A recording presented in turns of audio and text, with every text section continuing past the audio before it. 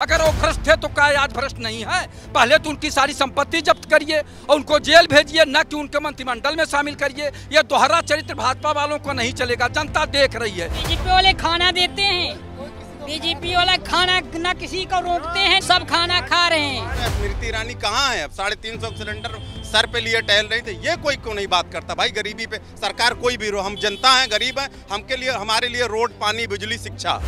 अगर मोदी से विपक्ष वालों को डर नहीं है तो सिर्फ फिर पार्टी एकता क्यों बनाए घूम रही है?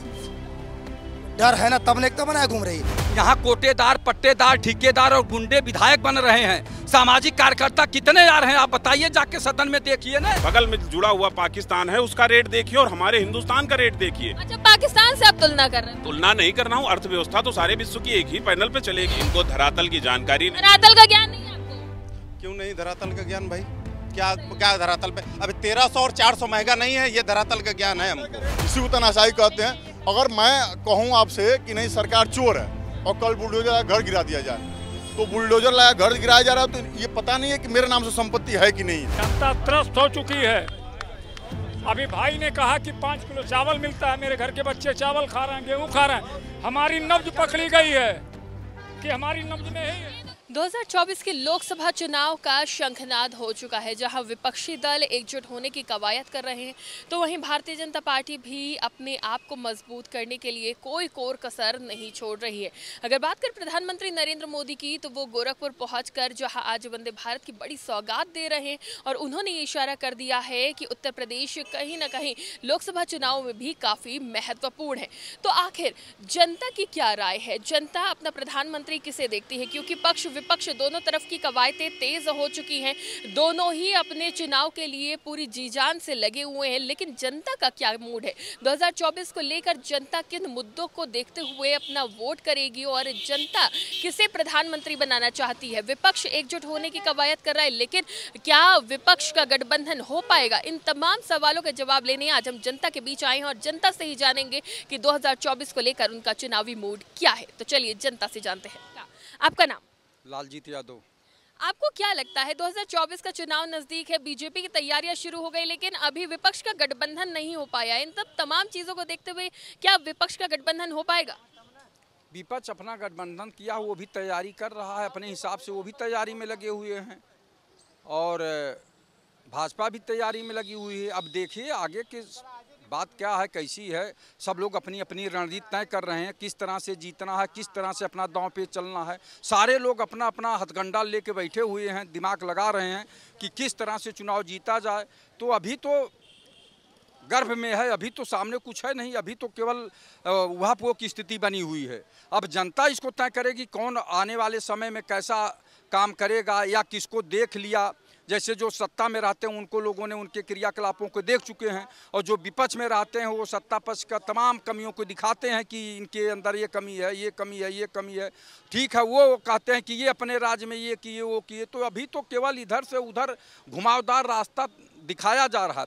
अब रणभेरी जब बजेगी तब अपने अपने लोगों को तैयार ले करके सब लोग तैयारी कर करके चुनाव मैदान में आएंगे, तब जनता अपना जो है राय व्यक्त करेगी कि कौन चुनाव जीतता है, कौन हारता है। अभी तो ये केवल दिखावा चल रहा, जो आप बता रही कि विपक्ष एक हो रहा है और बीजेपी कमर कस ली है, ये तो हमेशा होता आया है। जो सत्ता में रहता है तो वो अपनी बात कहता है, जो विपक्ष में रहता है वो अपनी बात कहता है। ये अभी तो जनता को समझना है कि कौन देश का भला कर सकता है, कौन देश का विकास कर सकता है और कौन देश का विकास नहीं किया। जो वादा किया वो पूरा किया कि नहीं किया, या अपने घोषणा पत्र में जो उन्होंने कहा था वो पूरा हुआ कि नहीं पूरा हुआ, कितना पूरा हुआ, कितना % पूरा हुआ, नहीं हुआ तो क्यों नहीं हुआ। तो हम किसको वोट दें कि वो उस कमी को पूरा करे। तो यहाँ तो अभी बेरोजगारी की समस्या है, गरीबी की समस्या है, स्वास्थ्य की समस्या, शिक्षा की समस्या, ये सब पूरा करना है। ये पूरा हो जब तब उसके बाद आगे की बात है। राजनीति तो सभी लोग कर रहे हैं, राजनीति सत्ता में आने के लिए सारे लोग, लेकिन मूलभूत सुविधाओं पे कोई ध्यान नहीं देता है। कोई भी सरकार जब आती है जो कहती है वो करती नहीं है, कहती है वो करती नहीं है। जब विपक्ष में रहेगी तो कुछ और बात करेगी, सत्ता में आ जाएगी तो कुछ और बात करेगी। और लोग विदेशों की बात करते हैं, विदेशों में जो घोषणा पत्र होता है उसी के अनुसार काम करते हैं, नहीं तो लोग हटा देते हैं। और वहाँ 4 साल के लिए राष्ट्रपति। बीजेपी सरकार ने काम किया है कि नहीं? जो किया है वो जनता जान रही है, देख रही है, आप भी देख रही हैं, आप भी चैनल लेके देख रही हैं कि जनता की राय ले रही हैं कि इन्होंने क्या काम किया है। इनके काम को भी जनता देख रही है और जो आने के लिए प्रयास कर रहे हैं उनके काम को भी जनता देख रही है। जनता का मूड क्या है, पक्ष विपक्ष किसको जो है सत्ता देगी जनता? देखो, इस समय जो उत्तर प्रदेश की मैं बात करूं, बड़ी बात हो जाएगी केंद्र लेवल की, लेकिन जो उत्तर प्रदेश की बात करूं वो एक माहौल है, किसानों के हित में है, गरीबों के हित में है, नौजवानों के हित में है। और मैं तो राजनीति से बहुत दूर हूं, एक सामाजिक संगठन से जुड़ा हूं, इस नाते यह दिखाई पड़ता है कि आने वाला समय 2024 का एक स्वस्थ लोकतंत्र जो है, एक निर्भीक और निडर लोकतंत्र जो जनता चाहती है, वो भारतीय जनता पार्टी के पक्ष में दिखाई पड़ रहा है। जो चाहे गरीबों को शौचालय की व्यवस्था हो, जो गांव में बहन बेटियों को शौचालय की दिक्कत होती थी वो व्यवस्थित हुई, वो सबसे बड़ी दिक्कत थी। कई सरकारें आई, 70 साल तक रही।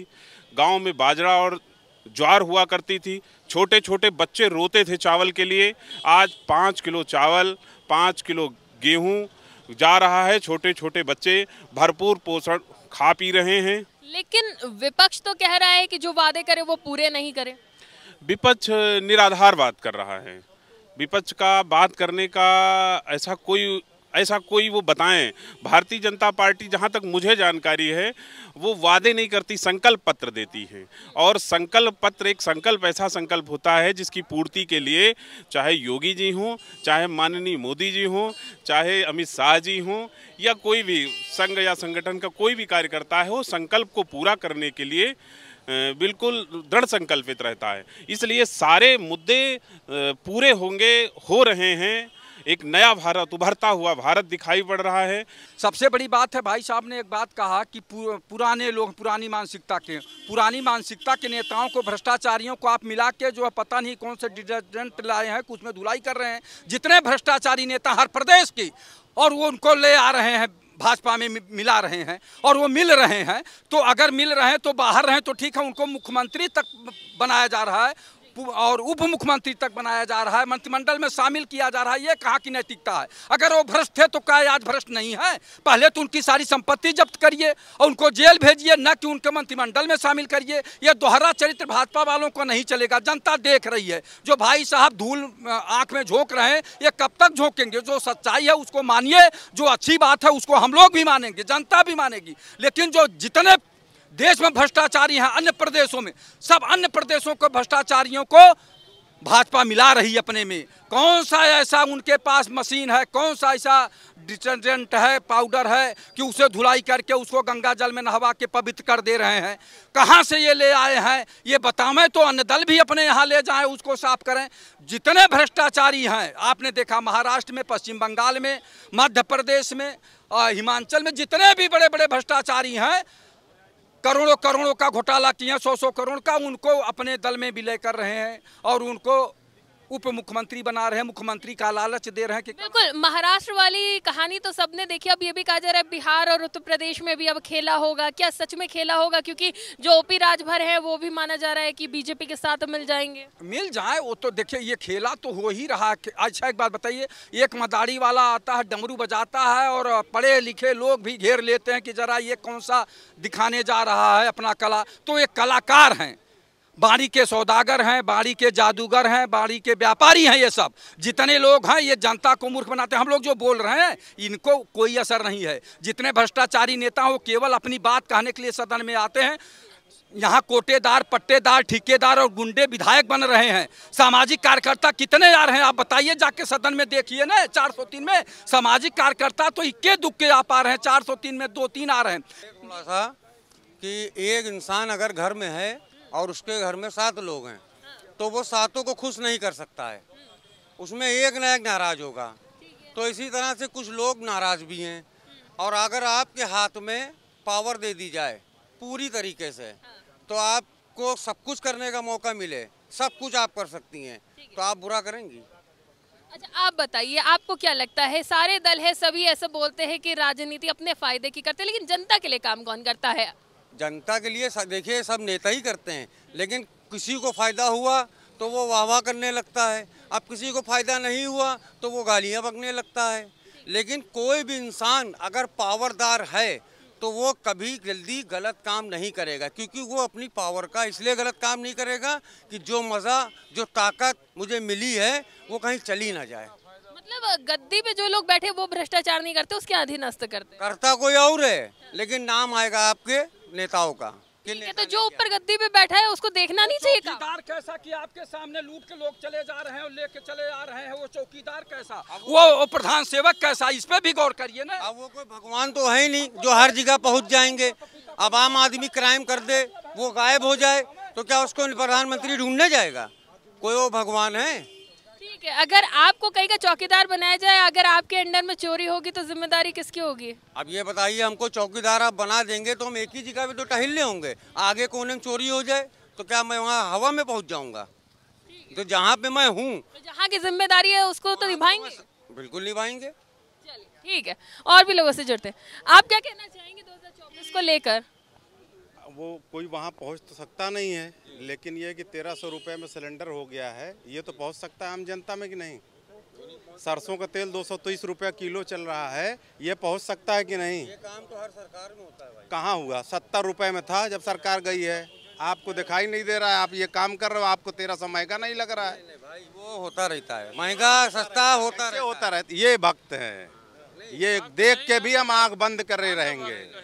गरीबों के बारे में सोचिए आप, तो भाई लगता है कि मतलब ठीक ठाक खरीद लेते होंगे सिलेंडर वगैरह। यही बात तो, मैं भी बहुत गरीब हूँ और मुझे कितनी सुविधाएं मिली, जहाँ जहाँ मैंने कागज इतना जरूर कहना चाहता हूँ। अच्छा ठीक है, महंगाई बढ़ रही है, अभी आप इतनी बात कर रहे थे, महंगाई बढ़ रही, सब्जियों के दाम बढ़ रहे हैं, इसमें गलत कौन है? कहाँ से, मतलब किसकी गलती बताइए?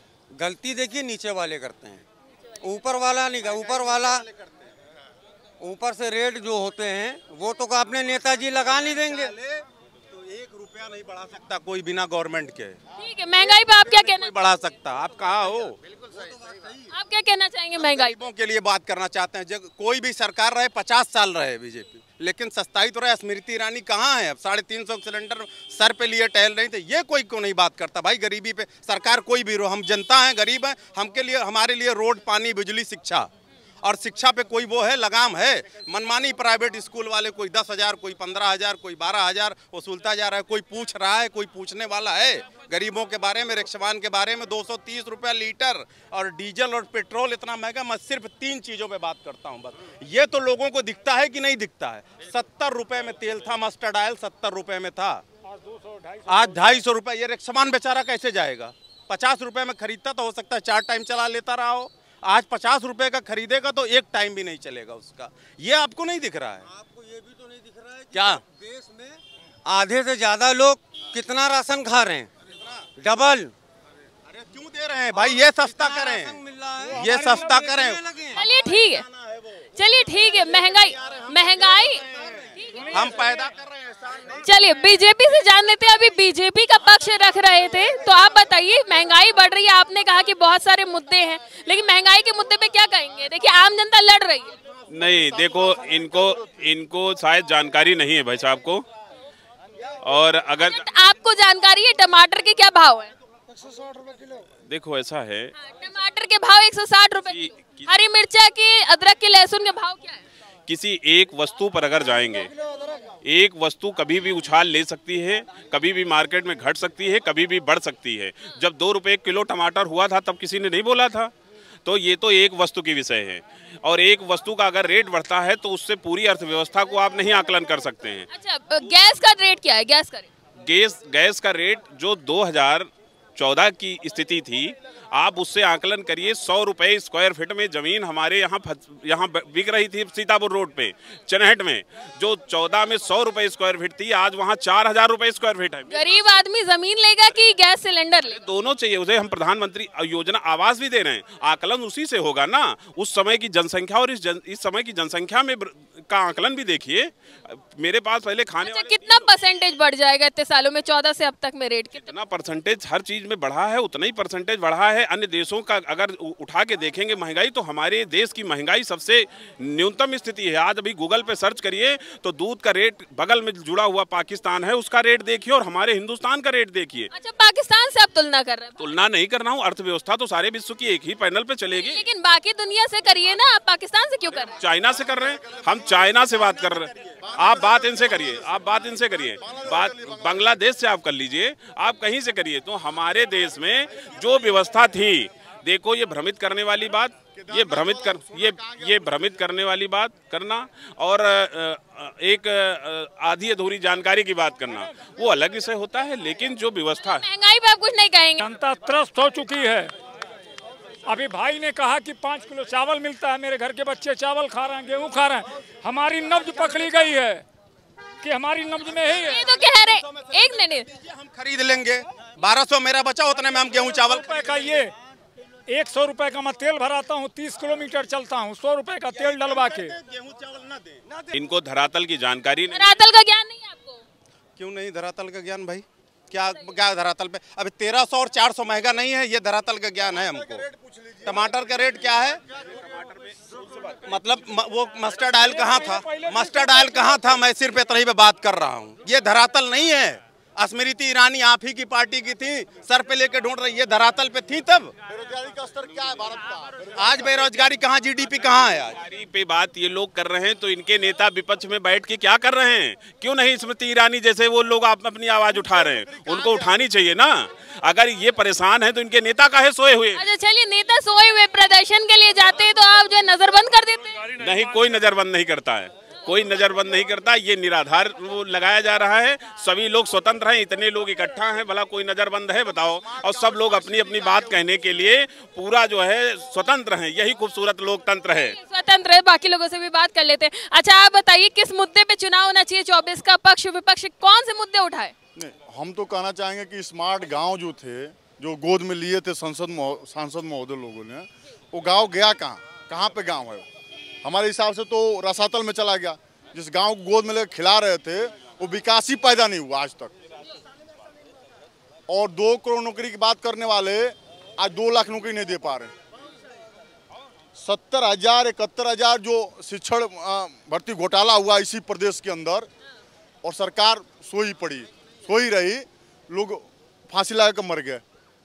आज आप जाइए गांव में, पूछिए जो आंगनबाड़ी वाले लोग थे, उनसे पूछिए क्या हालात है उनकी। ये लोग मतलब सब चीज़ को प्राइवेट करने में लगे हैं। ये कुछ दिन में हमको लग रहा है कि अडानी अंबानी के हाथों फौज को ना बेच दे। तो मतलब इतनी ज्यादा समस्या है, जनता 2024 में फिर से मोदी सरकार को लाएगी? मोदी सरकार तो जैसे उन्होंने तो क्या है कि सिस्टम को खरीद रखा है ना, ऊपर से नीचे तक। तो सिस्टम से सरकार बना ले रहे हैं। सिस्टम में जैसे सिस्टम है ऊपर से नीचे तक, जैसे मान लीजिए कि हम मशीनरी को खरीद लें, आपको खरीद लूँ, मीडिया को खरीद लिया जाए, सारे चैनलों को खरीद लिया जाए, तो जो आप कल आज हम बोल रहे हैं, आप कल हमको दिखाए ना। ठीक है, चलिए हमने मान लिया कि उनके पास सारा सिस्टम है, तो विपक्ष मजबूत क्यों नहीं है? महाराष्ट्र में जो खेला हुआ वो क्या सिर्फ अकेले का था? विपक्ष क्यों नहीं मजबूत है? क्यों बाकी नेता भी तो मजबूत हो? मैं बात कर रहा हूँ, हो सकता है कल बुलडोजर लगा घर में गिरा दिया जाए। इसी को तनाशाही कहते हैं। अगर मैं कहूँ आपसे कि नहीं सरकार चोर है और कल बुलडोजर लगा घर गिरा दिया जाए, तो बुलडोजर लगा घर गिराया जा रहा है, तो ये पता नहीं है कि मेरे नाम से संपत्ति है कि नहीं है। वो मेरे पिताजी ने बनवाया होगा, हो सकता है मेरे दादा ने बनवाया होगा, मगर कानून को ताक पर रखकर कल नगर निगम वारंट जारी करेगी और कल उसको अनलीगल साबित करके गिरा दिया जाएगा। चलिए ठीक है, अब बाकी लोग भी हैं, उन लोगों से भी जान लेते हैं, क्योंकि मुद्दा बड़ा है और लोगों का गुस्सा भी काफी देखने को मिल रहा है। आप क्या कहेंगे? देखिए 2024 का चुनाव नजदीक है और विपक्ष मजबूत होने की, गठबंधन की पूरी कोशिश कर रहा है, लेकिन कुछ हो नहीं पा रहा है। लेकिन महाराष्ट्र में खेला जरूर हो गया। देखिए, जिसकी सरकार रहती है, गुना गणित जोड़ तोड़ हर आदमी लगाता है, ठीक है ना। हम सोचते हैं कि हमें कुर्सी कैसे मिले, दूसरा चाहता है उसको मिले, हम कैसे छीन लें। ये हर अवधि का अपना अपना सोच है। रह गई पक्ष विपक्ष वाले की बात 2024 की, ठीक है ना। अगर इतने लोग अच्छे ही होते तो 10 पार्टी या 20 पार्टी मिल करके मोदी से ना लड़ते। अरे अकेले आओ। अगर मोदी से विपक्ष वालों को डर नहीं है तो सिर्फ फिर पार्टी एकता क्यों बनाए घूम रही है? डर है ना, तब एकता बनाए घूम रही है। आप अकेला मिल करके लड़िए, ठीक है ना। चलिए, मोदी का काम अच्छा नहीं लगा, लेकिन विपक्ष में पीएम फेस भी तो होना चाहिए वोट करने के लिए। जनता के पास फेस कौन है? किस विपक्ष में, मोदी में या उसमें कांग्रेस में? अरे एक तरफ मोदी है, उनके सामने कौन है? विपक्ष पूरा एक होने की कोशिश कर रहा है। राहुल गांधी है, नीतीश कुमार है, इतने नेता हैं, लेकिन फेस अभी तक सामने नहीं आया है। एकजुट हो नहीं पा रहे हैं। जी, एकजुट हो भी नहीं पाएगा। अभी तक ये लोगों ने इतने पार्टी है और अभी तक ये नहीं चुन पाए हैं कि अगर हम लोग चुनाव लड़ेंगे तो प्रधानमंत्री का चेहरा किनको बनाएंगे। अभी विपक्ष वालों का यही अपने आप में मतलब पूरा नहीं कर पा रहे हैं, तो लोग चुनाव क्या लड़ेंगे? बीजेपी वाले खाना देते हैं, बीजेपी वाला खाना ना किसी को रोकते हैं ना खाना किसी को देते हैं, सब खाना खा रहे हैं। सुनिए, विपक्षियों हमेशा 2014 से लगातार विपक्ष में बैठ रहे हैं। इनके गठबंधन में, इनके ठगबंधन में कोई अभी पीएम दावेदार, सपा की सीट बढ़ती तो अखिलेश यादव प्रधानमंत्री बनने का दावा करेंगे। जो बसपा की सीट उत्तर प्रदेश से बढ़ेगी तो मायावती भी प्रधानमंत्री बनने के लिए दावा करेंगी। जो अगर कांग्रेस की सीट उत्तर प्रदेश से 10-15 सीट बढ़ी तो राहुल गांधी प्रधानमंत्री बनने के लिए दावा करेंगे। उधर लेकिन बनेगा कौन?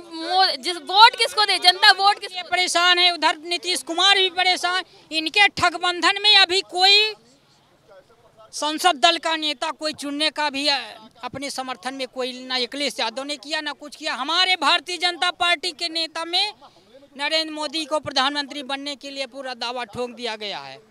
चलिए, इधर से तो बता दिया गया। आप क्या कहना चाहेंगे विपक्ष से? किसको पीएम फेस देखते, कोई बन पाएगा? क्या आपको लगता है कि जो 9 साल के हालात से हम गुजरे हैं, हम नरेंद्र मोदी को दोबारा से लाएंगे, अपने पैर पे कुल्हाड़ी मारेंगे, या यूं कहिए कि कुल्हाड़ी में पैर मारेंगे? ऐसे कौन से हालात हैं? हालात आप देख लीजिए। 9 साल से हम तो कहते हैं कि मीडिया को उसने किसी चीज़ का जवाब दिया, जनता के बीच में आता है, मीडिया के बीच में आता है ना। फिल्मी कलाकारों को ला के वो डिबेट, वो अपना वो कॉन्फ्रेंस करता है। सवाल उस चीज़ का नहीं, सवाल इस चीज़ का कि मैं तो ये पूछता हूँ नरेंद्र मोदी से, मैं आपके चैनल के माध्यम से और आपसे भी पूछता हूँ कि 9 साल में कोई आप इनका काम बता दीजिए। 9 साल में अगर सत्ता में रहते हुए देश हित में कोई काम किया हो तो बता दीजिए। चलिए, कोई काम नहीं किया है, जनता ने वोट भी नहीं देगी तो किसको वोट दे? विपक्ष में कौन है? विपक्ष अब एकजुट हो रहा है। मुझे लगता है एकजुट होने की भी अब कहा जाऊँ। कब होगा एकजुट? 25 में? नहीं, 2024 में होगा मैम एकजुट, और 2023। लेकिन 2024 में कितना समय बचा? मैं अभी बता रहा हूँ ना, बोलने तो दीजिए। अभी 5 स्टेट में चुनाव है 2023 में। राजस्थान, MP है ना, छत्तीसगढ़, मिजोरम और तेलंगाना। ठीक है मैम। और आप ये देख रही हैं धड़ाधड़ कांग्रेस की फिजा बदल रही है। वो 2-3 जगह, मैं कांग्रेस को समर्थन नहीं कर रहा ना, मैं उस पार्टी से, मैं जनता का प्रवक्ता भी बन के आपके बीच में बोल रहा हूँ। 5 जगह चुनाव हैं। जिस तरीके से कांग्रेस ने अपनी छवि बनाई है उस तरीके से उसमें सुधार हो रहा है। और मुझे लगता है कि गठबंधन के लिए अभी कांग्रेस को थोड़ा और इंतजार करना चाहिए 2023 तक, कि अगर वो सरकार में बैक करते हैं, कम बैक होता है उनका, तो मुझे लगता है कि एक नरेंद्र मोदी को जवाब देने में कांग्रेस शायद एक बड़ी पार्टी के रूप में फिर से उभर के आ रही है और वो उभरेगी। अगर नहीं होता है तो मुझे लगता है कि अभी फ़िलहाल रोका जाए दिसंबर तक, और दिसंबर के बाद फिर जैसी स्थितियां बनती हैं वैसा गठबंधन किया जाएगा। और जब वो गठबंधन होगा तो निश्चित रूप से मजबूत गठबंधन होगा। कारण बता दें, महंगाई, शिक्षा, रोजगार, स्वास्थ्य, सुरक्षा, ये किसी भी चीज़ में कायम नहीं हुआ। सिर्फ और सिर्फ नरेंद्र मोदी ने हिंदू मुस्लिम जिन्ना पाकिस्तान की राजनीति की है देश में 9 साल से, और लड़वाने की कोशिश की है।